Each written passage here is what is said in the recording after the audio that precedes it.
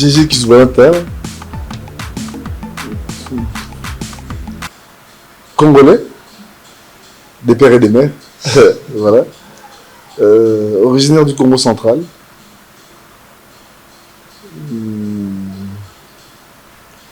Vous savez, quand on se décrit, c'est compliqué, hein? C'est très compliqué parce que je dis qui suis-je? Je suis un Congolais sportif, oui, sportif à un bon niveau, issu d'une grande famille, de beaucoup d'enfants, de 35 enfants. Ok. Ouais. Je suis le troisième. Voilà, donc... Non, on peut parler même du football parce que je suis un sportif. Ok. Un sportif, voilà, le basketball est venu même après. Je pense que j'ai découvert le basketball après. Le parcours du sportif, ok, j'ai étudié en Belgique. Et en Belgique, quand vous étudiez, pour les gens qui savent, il y a un programme scolaire où il y a le sport qui est inclus. Alors on touche un peu à tout. J'ai fait de la natation, j'ai fait du tennis de table, j'ai fait l'équitation. J'ai fait le scrim, j'ai effleuré le basketball parce que j'aimais pas trop. Après, j'ai fini au football. Au Racing Club Evert. Et je pense, une année avant que je rentre au Congo, j'ai été contacté par Anderlecht. Le Racing Club Anderlecht. Et c'est un programme de jeunes pour après aspirer à l'équipe nationale des Diables Rouges en Belgique. Mais bon, je n'ai jamais eu à changer de nationalité. J'ai évolué étant congolais et jusqu'à aujourd'hui je suis resté congolais. Alors l'effet de toucher un peu à toutes les disciplines ont développé en moi beaucoup de capacités et d'adaptation aussi. Parce que le sportif se forge par le mental. Et je pense que je me suis retrouvé en train de faire beaucoup de disciplines et je suis rentré à Kinshasa. C'était une punition, si je peux dire. J'étais puni par les parents par rapport à l'adolescence, la délinquance. Alors les parents ont voulu me mettre à l'abri. Ils m'ont dit, bon, tu rentres au Congo et on verra l'année prochaine, tu reviendras en Belgique. Arrivé au Congo, j'ai découvert plusieurs réalités. Et de ces réalités, bon, pour ne pas rentrer dans les détails, de famille, n'ont pas fait en sorte que je puisse retourner en Belgique. Alors je me suis mis devant la famille, je me suis dit, bon, ok, je suis un homme, je vais foncer dans une direction et je réussirai. Et je pense que je rends grâce au Seigneur parce que j'ai eu beaucoup malgré les difficultés, j'ai eu beaucoup de grâce. J'ai eu beaucoup d'amis parce que j'ai grandissé, j'ai 2,06 m. Hein. Okay. Ouais, voilà, j'ai grandissé avec une certaine taille et j'avais des amis plus âgés que moi. Alors, j'ai voulu tenter le football, mais par les histoires que j'entendais en RDC, tout ce qui touche un peu la magie, tout ça, je me suis retiré, je me suis dit non, si c'est ça le sport, je ne le ferai pas, parce que j'ai eu peur. Alors les amis m'ont vu, ils m'ont dit bon viens, on va jouer au basketball. Alors ça, je suis de Mongafoula, resté dans le bout. Je me suis joué à l'équipe et j'ai commencé le championnat. Mais en même temps, j'avais toujours cette passion du football parce que je revenais d'une grande formation de football de la Belgique. J'ai joué l'interscolaire. Alors à l'école Massamba, parce que j'ai commencé par l'ICA, toutes les personnes qui ont étudié au collège Elika, si vous posez la question de GG, ils vous diront c'est un footballeur. Parce que interscolaire, je joue au foot. Quand j'ai quitté Elika pour l'école Massamba, j'étais le responsable des sports je faisais du foot et du basket. Alors, le besoin était, parce que Massamba n'avait pas un très haut niveau de football, alors on n'avait pas cette connexion-là au niveau, avec de reconnaissance, quoi, au niveau voilà. Mais le basketball de Massamba était au top, parce qu'on a joué des finales contre le Monseigneur Moquet et tout ça. Alors, c'est de là que c'est parti l'aventure. Quand j'ai pris goût à l'interscolaire, je pratiquais déjà avec les amis à la Cité Mambout. Je me suis dit, pourquoi pas moi faire carrière. Et comme j'avais déjà dit à la famille, c'est un défi, c'est un challenge, que je me mettrais debout pour réussir, que je tente un peu. Alors, je remercie les amis qui m'ont soutenu, en commençant par Sven Sola, tout ça, Sven Sola, Indo Makitu, et Serge Moirabou. Donc, c'est avec eux. Et le coach Flo, qui était le directeur technique national, qui était venu entraîner une équipe de la 2e division de la Cité Mambout. Parce qu'on était encadré par des gens qui mettaient les moyens. Alors, c'est de là que je me suis dit, je ferai du sérieux. Et en jouant le championnat, j'ai été contacté par Matongé. BC Matongé, qui montait, parce qu'on n'était pas monté. Bon, je pense 2001. Hein. 2001. J'étais contacté par Matongé. La montée de Matongé, je suis monté avec Matongé. Après une année, chez Matongé, le président Salomon est venu me contacter avec Jeunesse à venir, JIA. Je suis parti chez JIA et parce que je produisais sur le terrain et là, le grand frère Moutombodi qui est venu m'appeler. Et c'est comme ça que mon aventure a commencé.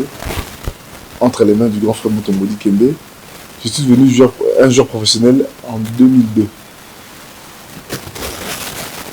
Après les stages de la NBA, c'est de là que j'ai pris une première décision d'aller découvrir le monde professionnel et j'ai commencé par l'Angola.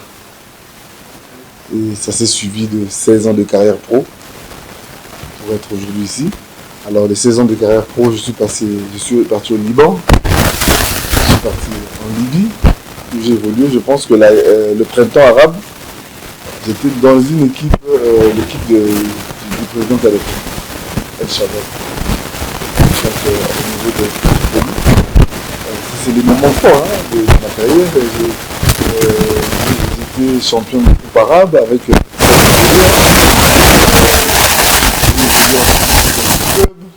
non, 6 clubs et j'ai eu des trophées individuels. En fait, j'ai un parcours. Je suis parti en Allemagne. Donc, je me suis retrouvé. Donc, en fait, le basketball permettait à ce que vous vous retrouviez dans 3 contrats la même année. Je pense, étant professionnel de l'autre côté là-bas, quand Mazembe avait une compétition au niveau, au plus haut niveau, je partais pour le bien du pays. Je donnais mes services, j'ai demandé au club, donnez-moi 2 semaines pour aller jouer la Coupe d'Afrique, par exemple avec mon club du pays. Et paix à son âme, mon coach Simplice, qui me faisait confiance, qui m'appelait tout le temps. Donc en fait, il y a eu beaucoup de choses, je pense. Plus gros souvenir, déjà, si je dois dire ça par rapport à la carrière, le parcours, c'est en 2007, où je n'oublierai jamais ce jour. Ça fait partie du parcours, hein. Donc je raconte ça comme ça, mais bon.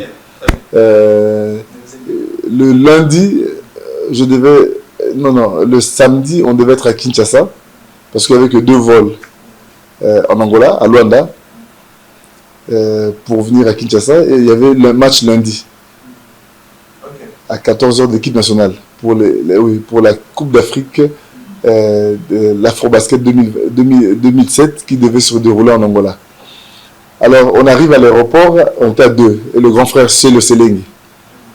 On arrive à l'aéroport, on ne pouvait pas passer parce qu'avant de passer, il fallait une autorisation au niveau de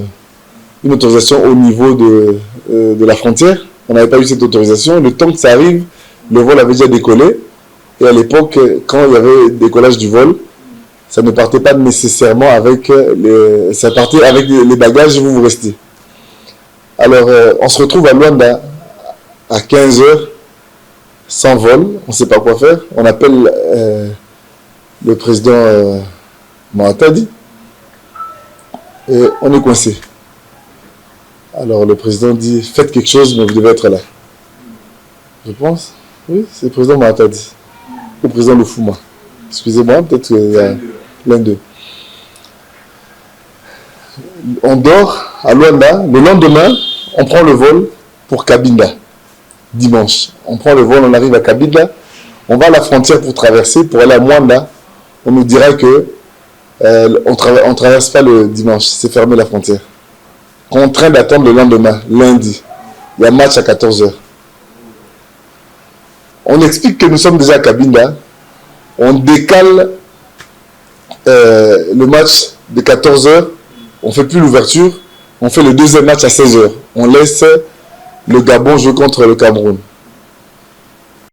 Alors nous, moi et le grand frère, on traverse à 7h du matin. Dès que la frontière, ils ont ouvert la frontière, on a traversé.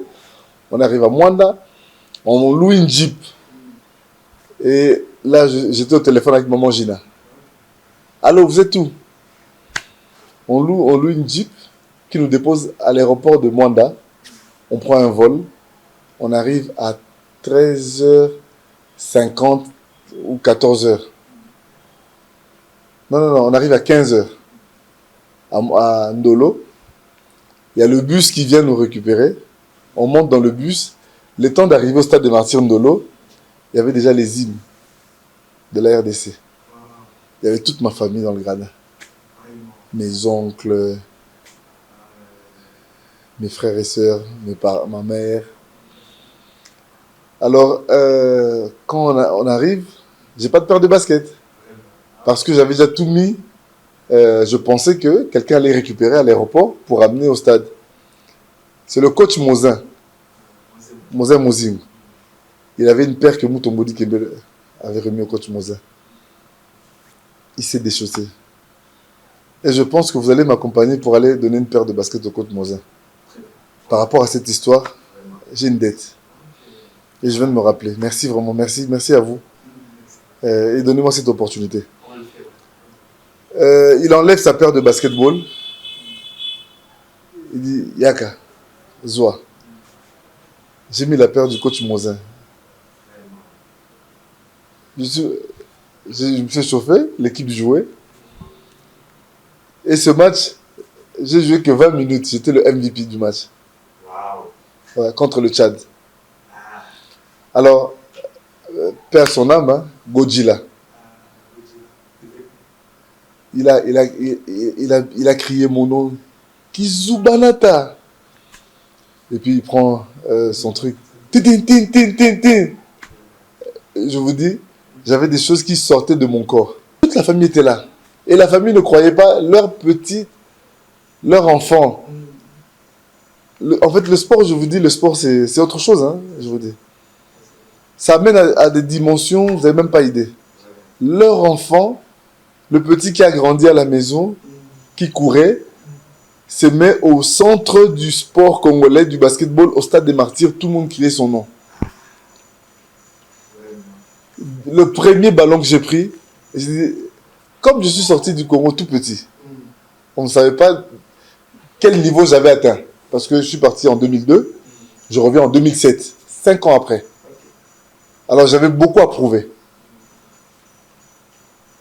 Et quand je suis monté sur le terrain, en fait, cette scène est surréaliste. Parce que je me suis mis sur un nuage et j'étais en train de défendre mon pays. Et je me suis dit, c'est mon tour. Je suis arrivé où les autres ont pour habitude d'être. Et j'ai même pas hésité. Tous les ballons, je mettais dedans. Et je partais même danser avec le public. C'est à la fin que mes oncles m'ont appelé. Ils ont pris mes mains. Ils ont dit, oh, tu es un basketteur.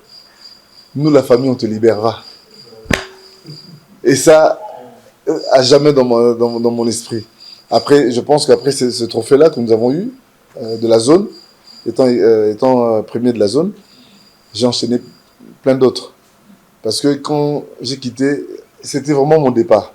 Quand j'ai fait 5 ans de formation en Angola, j'arrive à Kinshasa, la Coupe d'Afrique.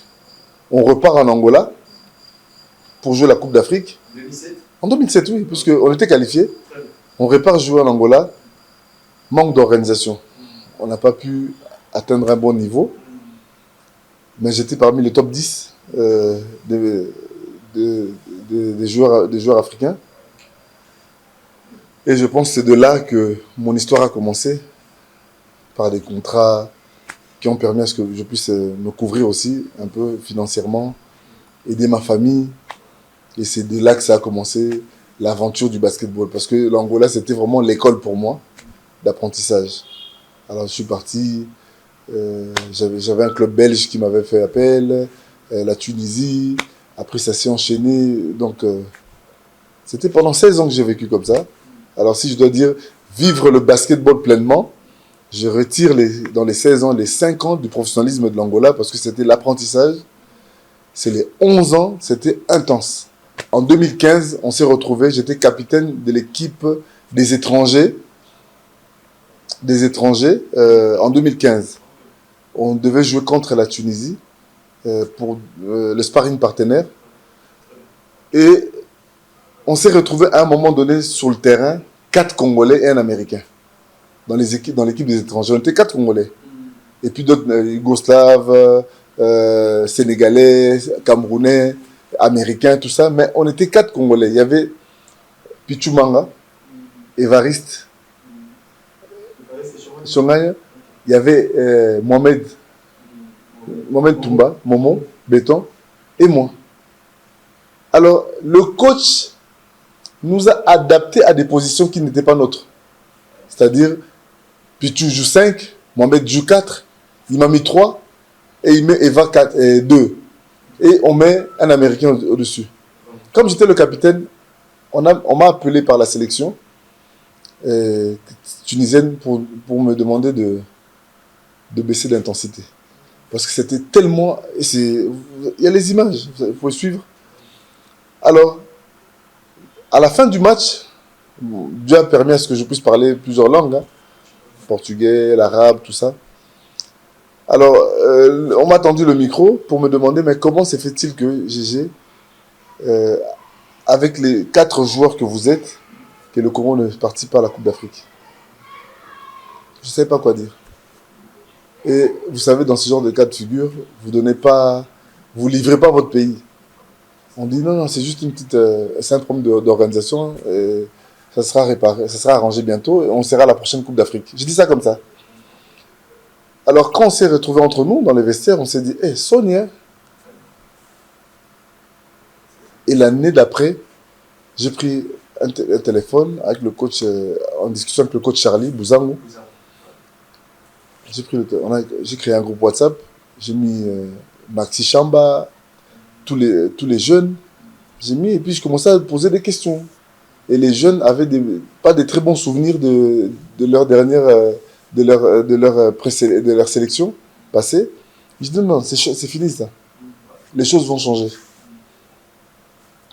Papa m'a dit, à son âme, par demande, a donné une procuration à Jolo Longa pour chercher les moyens pour ramener à la fédération pour que nous puissions tenter d'être présents.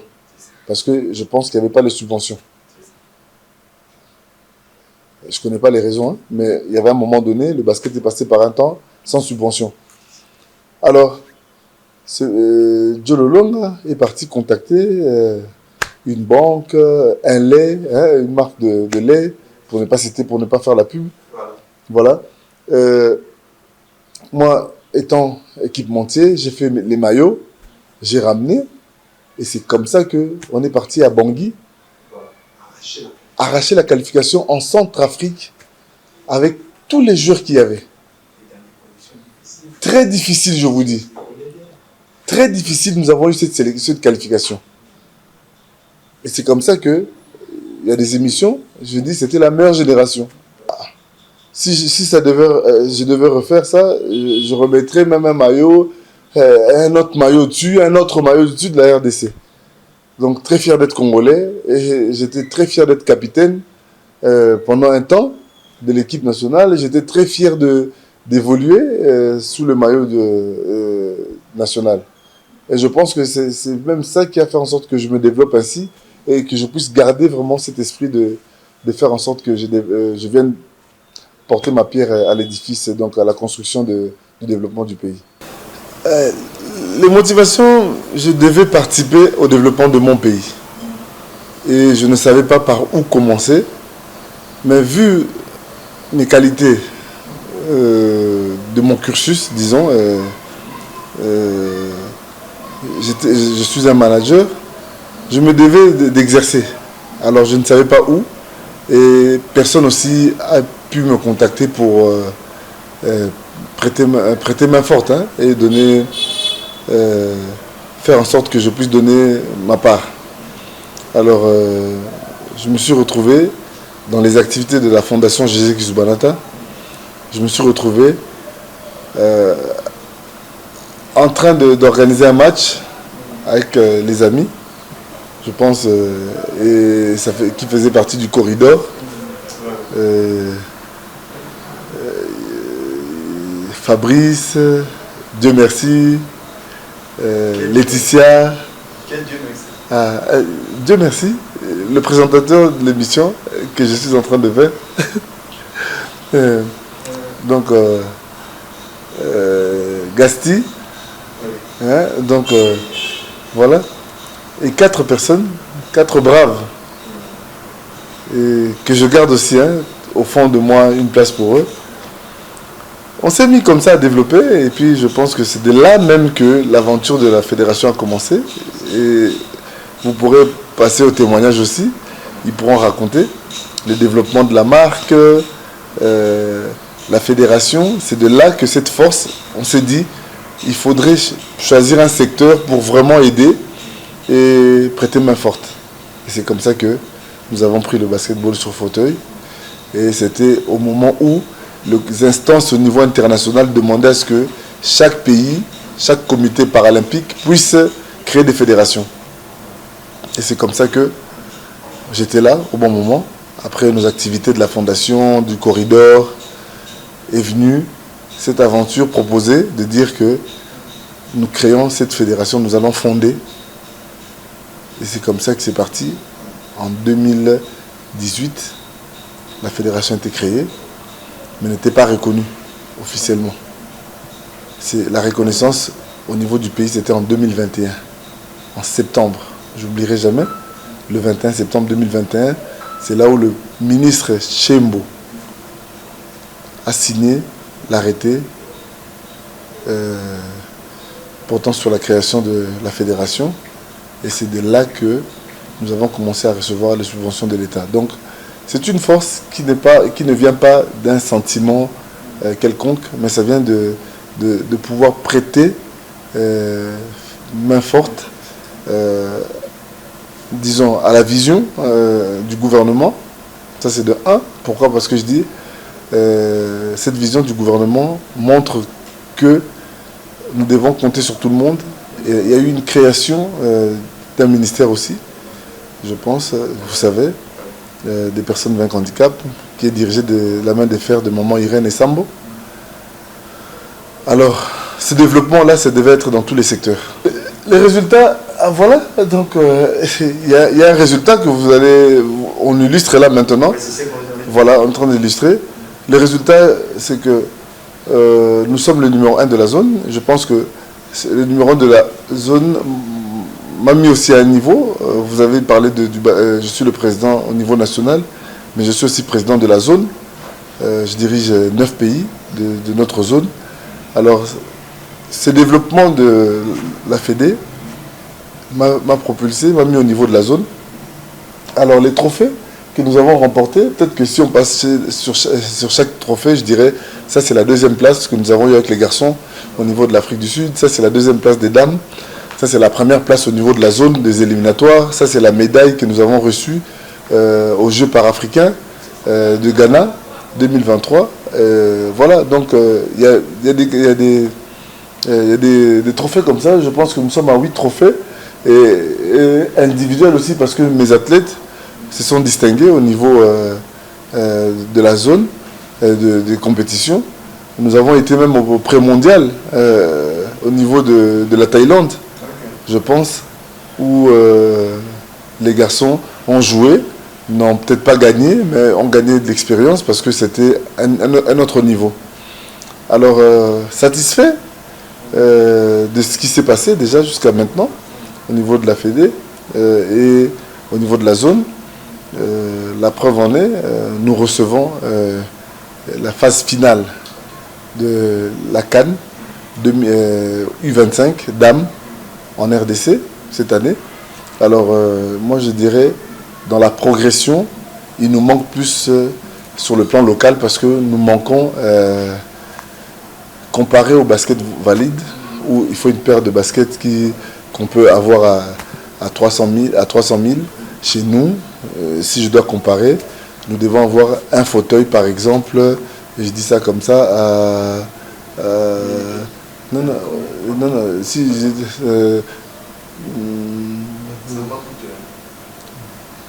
à 12 millions. Voilà, donc un fauteuil à 12 millions. Donc c'est-à-dire, pour organiser dans l'étendue du pays, c'est beaucoup plus compliqué. Et c'est comme ça qu'on a une formule autre. Et nous avons la nouvelle formule de la création du championnat, qui va se jouer la Coupe du Congo, qui sera mixte, qui pourra mettre les filles et les garçons dans la même équipe, pour ne pas tenter de faire des filles et puis des hommes. Donc voilà, donc c'est dans cet ordre d'idée que nous sommes en train de faire appel aux partenaires de venir soutenir ce que nous sommes en train de faire, parce que le gouvernement fait sa part. Depuis 2021, nous n'avons pas encore raté les subventions de l'État. Il reste à faire, j'avais promis avant de quitter, avant de quitter mon poste, on devait normalement avoir notre propre siège, on doit être propriétaire, on sera propriétaire. Je voulais, et je désire jusqu'à aujourd'hui, avoir notre propre terrain pour évoluer vraiment. Donc ce sont mes grandes ambitions au niveau national. Au niveau international, c'est comme je suis à la zone jusqu'en 2027, en juillet 2027, en décembre 2027, et qu'après, je puisse aller au niveau continental pour prendre, pourquoi pas, le continent, pour diriger le continent ou se joindre à l'équipe monde. Les gens qui me connaissent, je dis souvent, allons seulement. Donc, tu sais d'où tu viens, tu sais qui tu es. Si tu as des perspectives d'avenir, avance, donc allons seulement.